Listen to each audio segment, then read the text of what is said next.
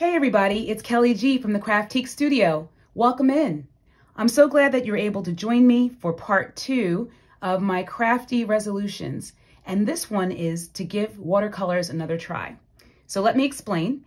I was really excited when I first started looking into watercoloring. I liked all of the different designs that other people made. I liked the way they colored.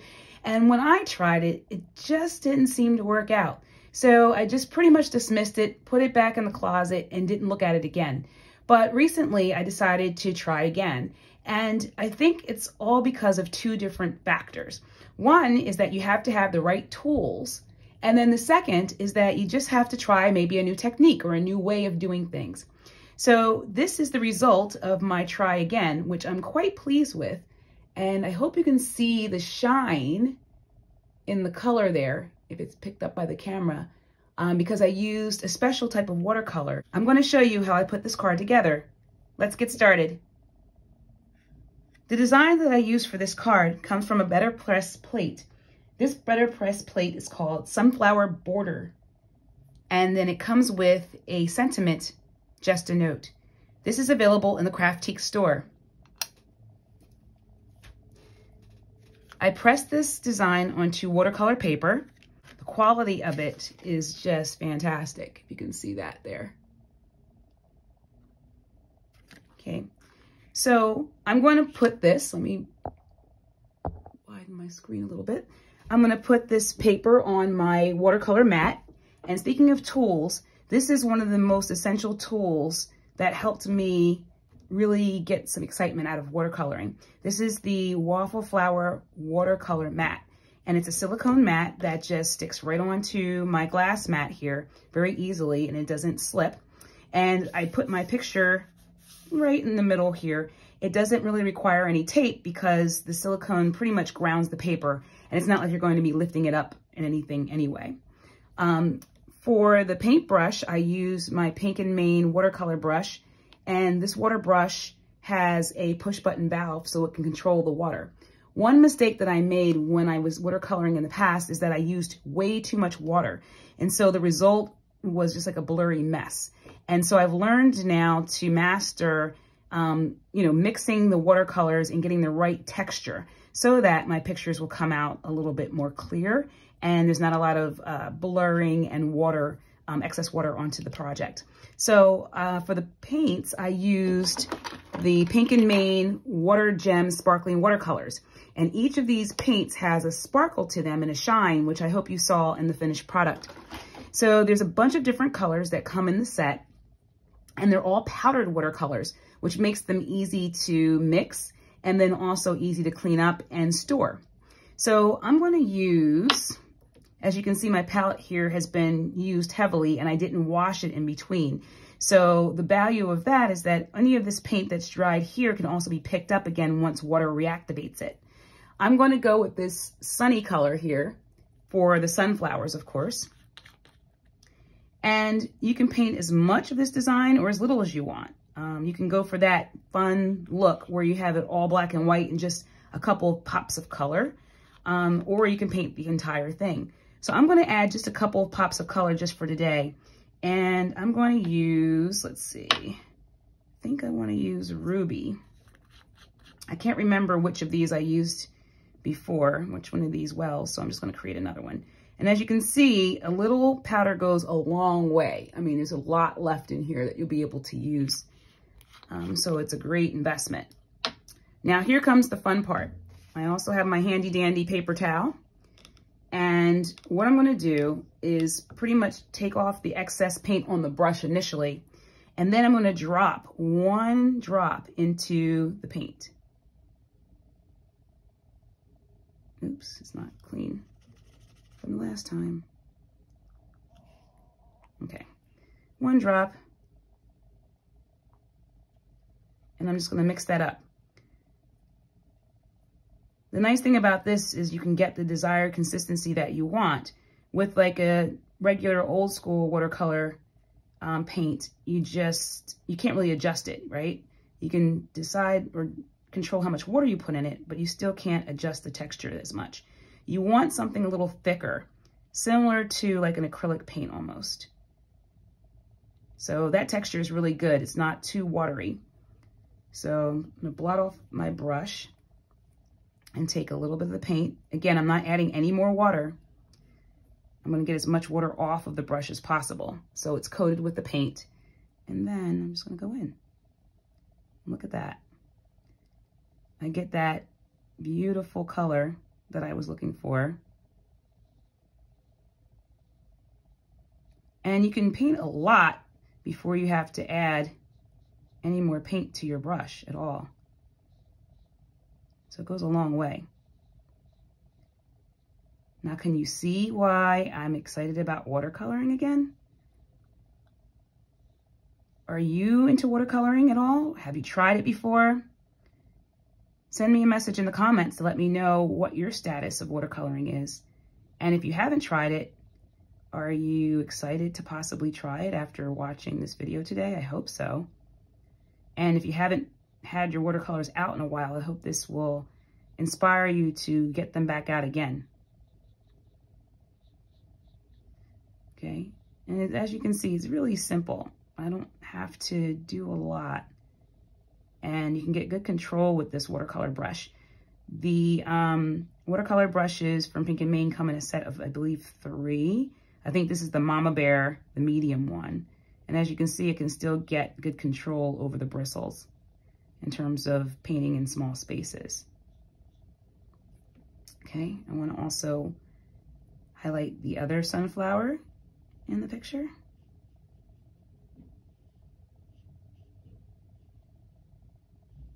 And again, here's where I would have added more water and would have messed up my project right away before I even finished. So I'm so glad that I practiced and kept trying until I got it right where I was comfortable.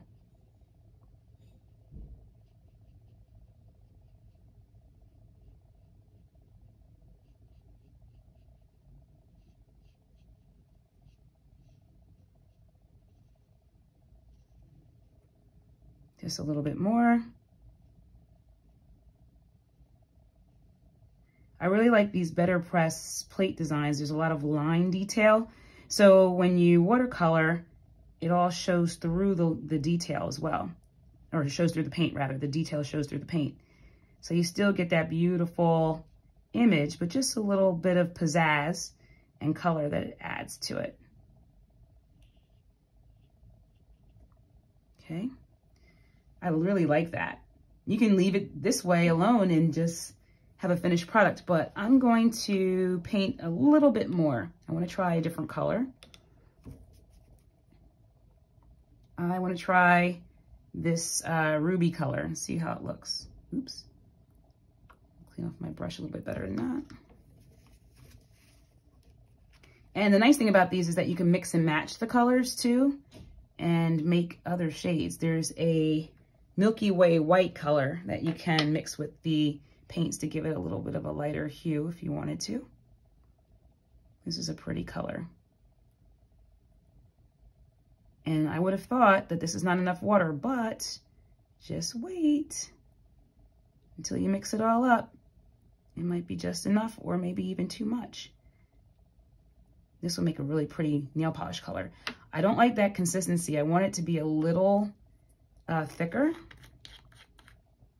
So I add just a little bit more. And if you add too much, you can just even it out with a little bit of water and go from there. Okay. This is getting to what I like in terms of consistency. Okay. So I also think it's a little too dark. I'm going to add a little bit of the Milky Way to lighten the color up. Now I'll probably need a little bit more water, but we'll see.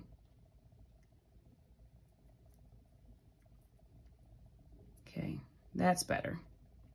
Still red-ish, but not so dark. And I like the creamy texture that it has right now.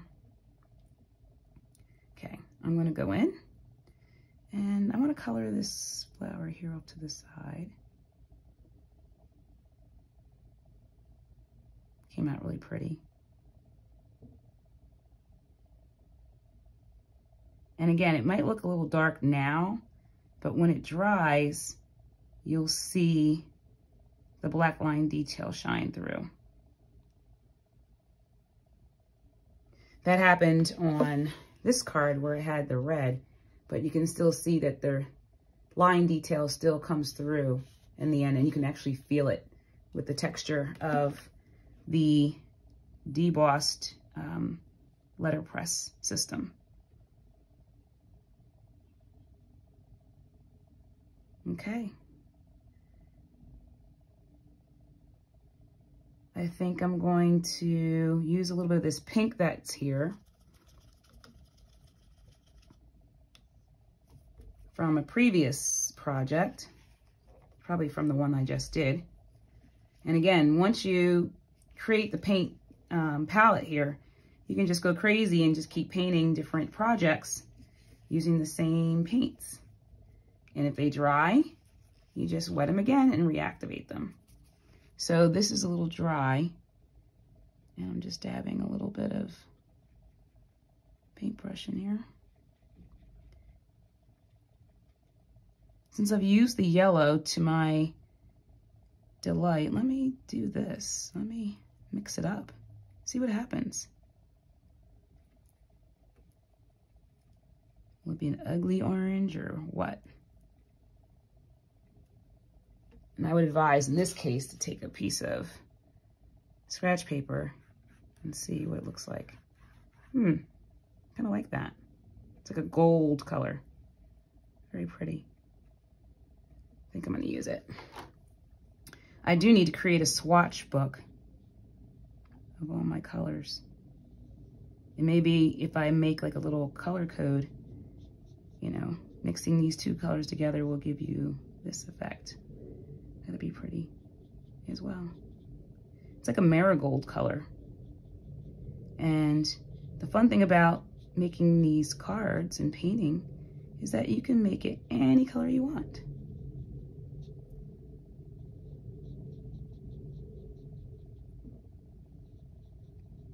Now, as I mentioned before, these are sparkling watercolor gem watercolors. So when they dry, you'll see the sheen and the sparkle shine through on the color, and it just looks so pretty. Gives it a nice finish.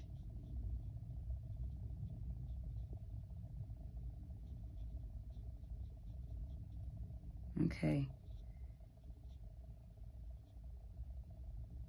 I really like this color.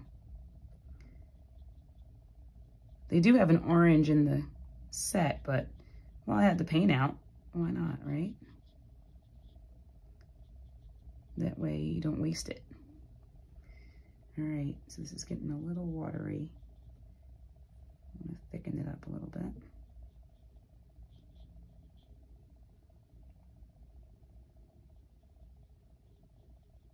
Okay, so I'm gonna finish up the next couple of flowers and see where we are. And I'm gonna let it dry, and I'll come back to finish the card.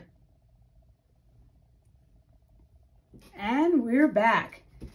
I had so much fun with this. I added a couple of more purple hints to the project. I mixed a couple of the different colors together, and I made a purple, and then I added some white to make it a little lighter.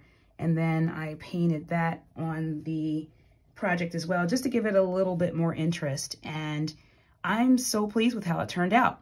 I even painted a couple of the little open accent berries and put little dots of paint here and there. But check out the shine.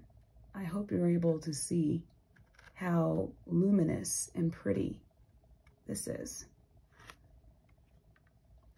Okay, so the next thing I want to do is pretty much mount this card base onto the card. And I outlined it a little bit in black here just to pop it up a little bit more, and then accentuate the black pieces that are left unpainted on this card. And this card, I actually did paint the centers of the sunflowers, and I think it looks really nice because I got inspired by that orange that I created, so I made it a little darker almost like a brown, and painted the centers with those. So I'm gonna cut this down to about, let's see, about 4 inches wide by 5 1/4 inches long. So I'm basically taking 1/4 inch off of both sides. And I took a piece of black cardstock and just trimmed from an A2 size, trimmed 1/8 of an inch off of it. So that if this is 1/4 inch off and this is 1/8 of an inch off, they will nest nicely and it will give it a nice little frame around it, framed border. So I'm going to glue this down. The black cardstock also helps to anchor down the watercolor paper, because when you watercolor and then dry it, it sometimes tends to warp a little bit. So now you have a flatter piece as well to work with. Now for the sentiment, I used Happy Birthday here, and this is from a collection from BetterPress, and this is one of those one-shot deals where you have 1, 2, 3, 4, 5, 6, 7, 8 sentiments that are, you know, different occasions that you press all at once. And so once you press this, you also have the coordinating die that you use to line them up, and then just die cut each one of them all at once as well. So the result is that you have a bunch of different sentiments that are gorgeous and ready to go at any time. Think about making a card box or a gift box for someone, and you can actually pop these all up on foam tape and then just keep the backing on, and you just put them all in the box along with a bunch of these different pictures that you watercolor as cards, and then you can give them to someone. Speaking of picture, I mean, look at this. I could just frame this just the way it is and hang it up in my craft room. I think I'm gonna make one of these as well and do that. But I promised this to someone else. So I have a friend whose anniversary is coming up, wedding anniversary. So I'm going to use the happy anniversary sentiment, and I'm gonna pop this up on some foam tape, and just so happens that the Altenew foam tape actually fits exactly across it. But I also thought about this. I like this one, but what I try to do here to create some dimension is to just run these edges across some ink pad, and I didn't really like that result. So what I did is cut out a bunch of the sentiment strips from this die in black. So what I could do is create an instant shadow effect with each of these sentiments. So I can place it like this. I can stagger it off to the side. I can do any number of things to make it work. So I'm just going to glue this flat onto the black, and then under the black I'll add the adhesive, the foam adhesive. Okay, so I chose to underlie the shadow underneath Happy Anniversary to give it a lot more of the black that sticks out. And then I fixed some of the Altenew foam tape on the back. And then I'm just gonna figure out where it's gonna go. I can put it in the middle here like I did with the other card. You can either even change the orientation and put it up in this white space if you wanted to do it that way. I prefer the long way, to be honest with you. It looks more appealing to me. I like it in the center, or maybe a little higher than the center. But I like that sunflower, so I don't want to block it. Probably go with this. Or if you're right hand oriented, you can also do it this way. There's no limit to what you can do. It's your card, your rules. I think I'll do this. Yeah, I like that. So I'm going to grab my card base.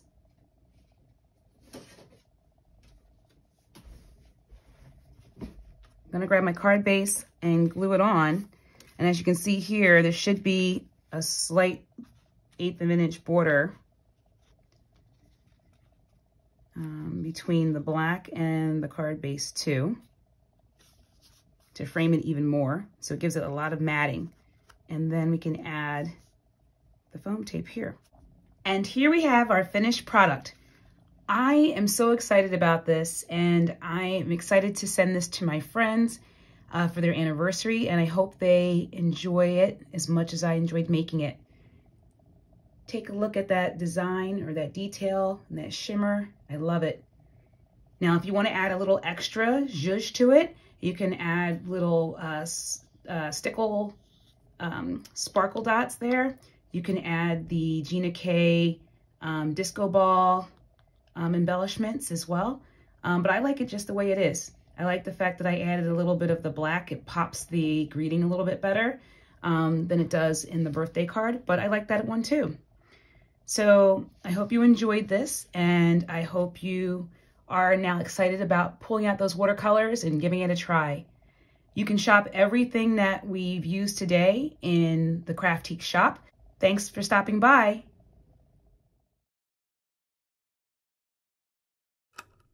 Please like, share, and subscribe. We'd love to hear from you.